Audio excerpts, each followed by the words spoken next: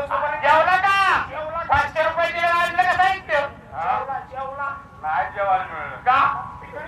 दाढी करून दारू बंद केली ना पाहिला बरोबर. जेवला काय समजली तू? अरे वा, आम्ही काही जेवणासाठी आलोय काय? तुम्ही जरी नाही जेवण दिलं तरी आम्ही अरे त्या बायवर मी वजन पाडतो. आम्हाला तू खायला लावतो. हा बाय आम्हाला ओळखलं. नावात प्रतिष्ठित माणसं आहोत आणि चैनी आहोत. पैसा मानेची परवा नाही. जमीन तुम्हाला इस्टेट मोटर गाडी बंगला ही लोकपती जावला लोक आम्ही नारी आम्ही आहोत चैनी गडी.